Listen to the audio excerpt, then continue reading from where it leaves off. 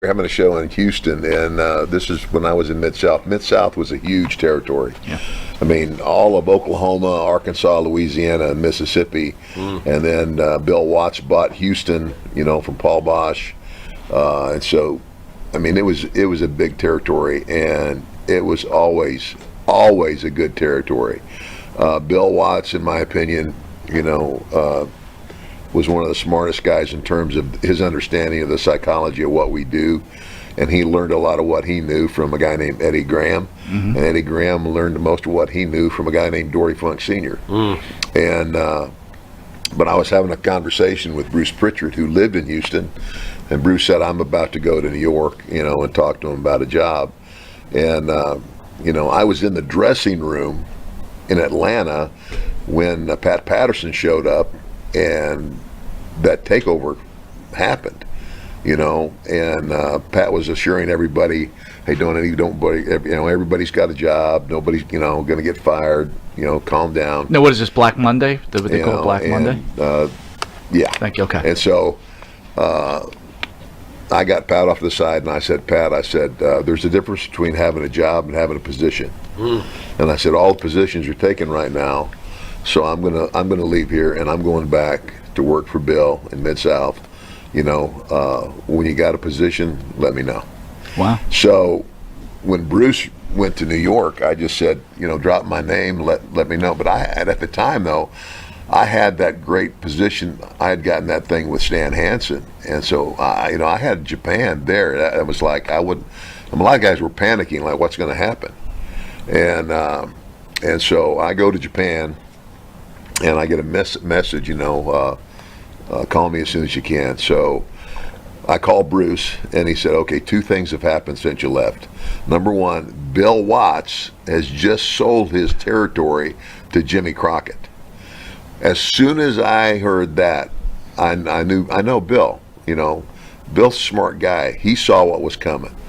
He saw, look, I'm not going to be able to compete with this, and so he sold out. And so I told Bruce, and he said the other thing is Vince McMahon is very interested in you, and he says when you get back, do not sign a contract with Crockett before you have a chance to talk to Vince McMahon. And the rest is history. So you mentioned Pat Patterson. Last December we lost Pat Patterson. Can you guys share your thoughts on that? Oh gosh, Pat Patterson, another guy in my opinion who had a world knowledge and about the psychology of wrestling. And quite frankly, if I ever had a question about something I was asked to do, or if I ever needed, like if I got into a position where I needed some help, if he was available, he's always the first guy I'd go to. And I think, I'm not sure, but I think he had something to do with the development of my character, which was basically Vince's idea, but Bruce told me that this was funny. Vince and him took a flight somewhere, and he said, Bruce, he said, I'm gonna prove a point to you. Everybody's got a price. So they're sitting in first class, and this was before you could still smoke on a plane. And Vince hates smoke. So this guy, either in front of him or behind him or next to him, is lights up a cigarette, and he says, man, I can you please, put your cigarette out? He says, I'm sorry. He says, but, I paid for my seat, da-da-da-da-da. And so he goes, man, I'll give you a couple $100, He says, I'm sorry. He says, I said, hey, look, I'll give you $500. And he says, I'm sorry. So I'll give you $1,000. He puts a cigarette out and he takes the money. and he looked at Bruce. He said, "See, everybody's got a price." And so, anyway, that's. But I'm sure that Pat had something to do with the development. Can you clear up one thing for me personally? So you're in the WWF or WWF at the time, and you're the North American champion, and they come up with this idea. I think Vince Sr. comes up with the idea of the Intercontinental title. And then you're supposed to have this match in what? Rio de Janeiro okay. With Patterson for the Intercontinental. Okay, what happened is the first time I went to New York, until then, my understanding was they had a world champion, world tag team champions, female world champion, and female tag team champions, and that was the only titles that they had. And so when they brought me in as the North American heavyweight champion. First time they introduced a new title to the territory. And so, I don't know, a little while went on, and I just happened to mention to Vince Sr., I said, you know, Bill Watts has a North American champion in Mid-South. And he said, I didn't know that. So that's what, you know, it was kind of like a respect thing. And so they made up a story, is what they did, is that, you know, like, Pat beats me, you know, for the North American title, and then goes off to this tournament in Rio de Janeiro where all of these champions put their titles up, and whoever comes out of that tournament, the winner, is the Intercontinental Champion. So there is no match, there is no tape on it, you can't find it. No. Because there's people claiming there's tape on it, I have it. No, it never happened. It was a story. Wait a minute, Pat was supposed to be Southern heavyweight champion. When did that happen? That's the other mystery to this whole thing. Mike, how about your memories of Pat? Yeah, Pat was a great psychologist and had a lot of experience, and, you know, had seen a lot in the business and helped a lot of guys, you know. I remember Pat mostly when Barry and I first started back in 1984. Pat was a producer / agent on the road, and I worked with him one time at a bar mitzvah. They booked us at this bar mitzvah somewhere in New York. Patterson at a bar mitzvah. Yeah, Right. and that's what the kid wanted. That's what the kid wanted for his bar mitzvah. Pat Patterson. So we had That's three awesome. matches on the card, and I worked with Pat. And then we jumped in the car and drove to Washington, D.C. for our night show that weekend. You know, it was crazy. So, but yeah, and I remember I had just gotten married, and I got my wife on the road, which was basically the only time we ever got to see each other. I brought her on the road because I was never home. And Barry had a girlfriend on the road, and so we come back. We made it through this snowstorm, and Barry and I are on last with Sheik and Volkov, and we come back, and our wife, or my wife, and Barry's girlfriend are in the back drinking pina coladas with Pat. And I'm like, That's great. but that's, you know, and he was just happy. He was, I'm so happy you make it here. He's a We good thought we host. were Wait gonna a minute, that's a have pretty to good cancel. imitation of That- Pat. that That actually- is much better than you. You're the one who imitates Pat. I've never even tried to. I'm not even close to that. Can I hear another one? Do we have I another? can't. Look at all these- Now you let the pressure on. them. And the more I think about this, I'm going to continue to rail on about this. Not only could you possibly be in the Hall of Fame one day for IRS, you could be in the Hall of Fame for your time with Barry. You could be in your Hall of Fame also for your time with Money Inc. So that's 3 different complaints I'm going to be filing, Vince. Just look out for the envelope with the pyramid in the corner from the Pharaoh. That'll go right to the trash. Oh, you know it well. This will be like, it's him again. But thoughts on those days with you and Barry? Because that team was flipping amazing. What are your memories of those days with Barry? If I could just add in one thing before you answer that. Yeah. Real American was your theme song. Oh, my Until they God. stole it and gave it to Hogan. So Right. you getting Thanks money a from lot, that too? Terry. Well, that's because we left. That Hogan, man. Unbelievable. Always What taking you gonna people. do, brother? Oh my God! That's pretty good. Thank you. Those days with Barry was fast paced, brother. Yeah. Just woo. Yeah. We were on the move, you know, and we had a lot of fun. Dusty put Barry and I together in Florida when Dusty. I first went down there after I was in the NWA in the Carolinas. Dusty called Crockett's and said, I need a young baby face to go down there. So I moved down to Florida. A week later, they teamed me and Barry up, and it just clicked, you know. And we were Right away. We were both young and partying and out all night, Oh, and, you know, just Were you guys like rock stars back then? I mean, look, I look think- at Barry, for God's sake. to be honest with you, I can remember getting out of the car, and we were in bum, you know what, Pennsylvania, up on some mountain, I've been there.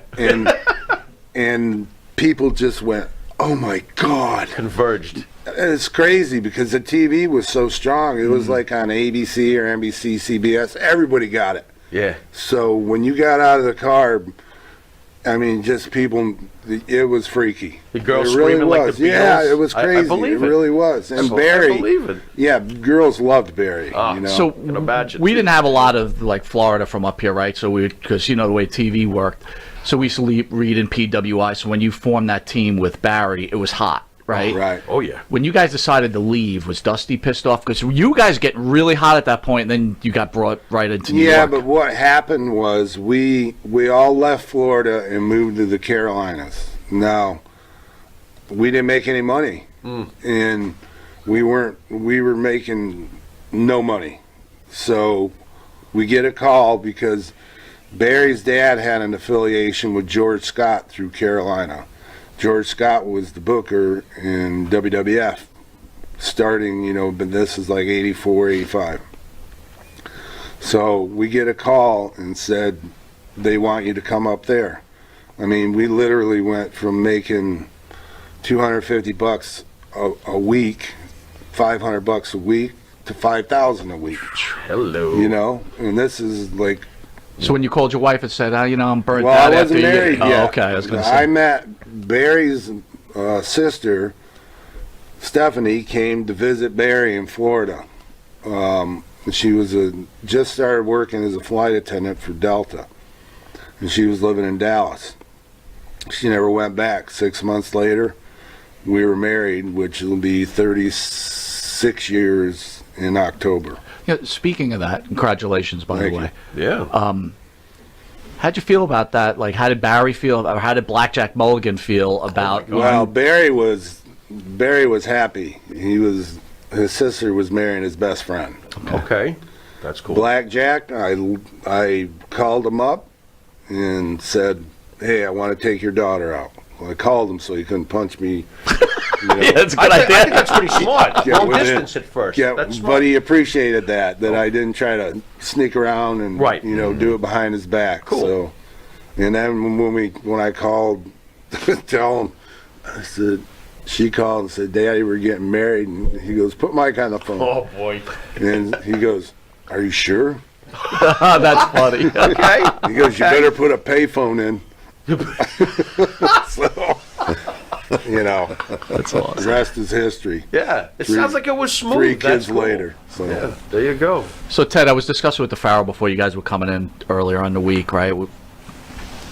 Look, we were talking about who's the greatest heel of all time in wrestling. We're kind of going back and forth with it. Real mark conversation. But clearly, you one of the greatest heels of all time, especially up here. But then the second half of your life, you've taken on the word of Jesus Christ. Which one's been more rewarding to you? Wow. Oh, Boy, oh, boy. being in the ministry for sure. There you go. And again, Mike has said it. Wrestling's a hard life, and and I've told my story. I mean, that's what I do when I go to churches. As I tell that story, and I was making more money and flying around in Learjets and limousines and all that stuff, and you can let that go to your head. Hawaiian women and song. And when my wife discovered that, I thought it was the end. I thought I have just blown the greatest thing in my life. And it also woke me up to just how selfish I was. I mean, my wife's at home raising our 2 boys, and then I had a son from my previous marriage who also came to stay with us when he was 11. She's also raising him. And when I stopped to consider just, what I had put at risk, it just, and I had a strong faith in God when I was very young, and I gradually went away from it. So it was a wake-up call for me. And by the grace of God, my wife gave me a second chance that I'll tell you right now, I didn't deserve it. And but when she gave me that chance, I said, I'm going to take this ball and run with it. And I left the WWF sooner than Vince wanted me to, and and I tried to explain to him. I said, I'm not leaving because I'm unsatisfied. I'm satisfied in every way. I said, I'm leaving because I feel like I have to separate myself from the atmosphere that I'm in. It's kind of like if you want to quit drinking, get out of the bar. And so I needed to, so what I did is I went back to work in Japan. That's when the thing with Hansen started, because to me going to Japan was safe. There's a language barrier there. It's it's not you're not you get on the bus, you go to the show, you do the show, you go to the next town. It was kind of like it was a safe place. So it gave me time to grow, but I never it's like that was in '92. I mean, the crap hit the fan, right? I mean, the day after WrestleMania 8. Okay. And in '92, and so it wasn't until '94 that I actually started taking, churches calling me and asking me to come share my story. That turned into a snowball rolling downhill. The more I went, the more I began to. I got asked, and and again, my wife giving me that second chance. I took that ball and I ran with it. And I spend a lot of time today, and a lot of the time, and instead of not just church congregations, but I do a lot of meetings specific to men, to the issues men face in life. I tell guys all the time, I said, all you macho guys, how's this sound? Servant husband. I learned to serve my family. Anyway, I could go on. I'll start preaching a sermon here. No, it's all right. I hear you 100%. But, I do. Do you think your wife is glad that she made the decision to give you that second chance? Yeah. Oh, yeah. That's beautiful. We're happier today than we've ever been. And we're going on 39 years, next anniversary. We're about 1 year away from our 40th. Wow.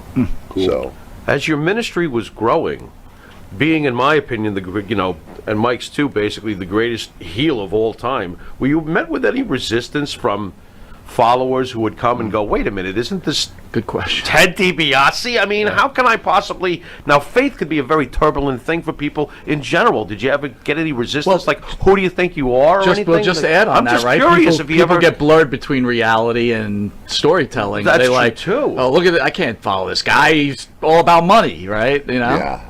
Well, no, I don't think... I think Vince did a pretty good job of telling everybody that we were sports entertainment. So you're glad that the kayfabe got dropped. Yeah, but That's interesting. but no, I don't think I ever ran into that. That's good. People still hate me because they hate the IRS, though. Yeah. You come every year and just forget about it. Ted, I want to get a quick question in from a fan. He just wants to know, Ted, who's more interesting to work with? Virgil, who's been in studio, and the great Sherry Martel. Oh wow. Oh my gosh. Oh, wow. Sherry Hands Martel. down. Sherry's the best. Sherry, it was like Sherry was all go. I mean, it was like I would rather have somebody like Sherry and go, okay, I want you to pull back a little bit. It's like, don't do too much. What a Like it's fireball. more important to do what we do at the right time as to overdo it. And so that's a lot better than the opposite. And Virgil, you know what? Virgil wasn't. Virgil was a nice guy. He never got in trouble. He didn't do drugs. He didn't. I never had any trouble with Virgil. It's just Virgil was there because he had that look. Yeah. And he did his job very well too. But hands down, Sherry was more fun. She was definitely a character. Oh yeah, yeah. Hey, Mike, the Young Rock right now is the hottest show on network television. We had Brett Azar in studio who plays the Iron Sheik. Can you share any stories about Sheiky Baby at all? Okay. Yes, we. This is where I was working as IRS. This is after, obviously, I fought against Sheik many times. So we're in Boston, in the old garden, Garden's Garden, whatever they called it. Right. So Sheik comes up to me, and he rode there with somebody and found out I was going back to the Hartford airport. And he said, Mike Bubba, can I catch a ride with you airport to Hartford? And I said, okay, Sheik. And I think he was on later than me. I forgot who I was working with. So he goes, no, I just put towel and we go. Because I told him we need to get out of here before the people break. And back then they used to let you park inside. So you had to pull down this ramp, which we do. It's a Sunday. Pull down the ramp, go around the corner, and as we're pulling down, he goes, Mike Bubba, across the street, I know this guy, we can get some beer. And I'm like, oh God, he's got his outfit on, his shoes, his pants, no shirt, a towel. Pull up on the street, there's a big picture window, and they don't even sell beer in Boston on Sunday. So Sheik's banging on the door, and the guy's looking at him, the door's locked. I see him pantomiming this whole thing. The guy comes over, Sheik kind of steps his way in. Now he's talking to the guy, and I'm going, oh my God, these people are going to get out of here for sure. The guy goes downstairs, gets a bag, comes back up with a paper bag. Sheik comes out, or Sheik's in there. By now, here's the people coming up on the sidewalk, because it's right across the street from the building. Bang, and hey, that's the effing Sheik in there. Boom, boom, boom. Now there's about 100 people outside the window. Oh no! And I'm sitting in the car on the curb like this, going, "Oh my gosh!" So she comes out, and he's going through the people, and people get crazy. He gets in the car, and now they're banging on the car, trying to shake the car. I back up a little. I went up on the sidewalk and blowing the horn. And some cops going, get out. This is getting worse. And I cut back down and shoot off, and the highway entrance was right up near there. And both of our hearts, my heart was racing like crazy, and she's going, oh, Mike Bubba, my heart. Oh, gee. So we get up on the road. We get up on the road, and he goes, oh, Jesus Christ. Oh, man. Mike, but beer tastes good. That's great. I swear to God. I thought there was something else in that bag, but that's a whole other story. We'll be right back after this commercial break with these all-time greats, Money Inc. in studio. Budweiser, number one.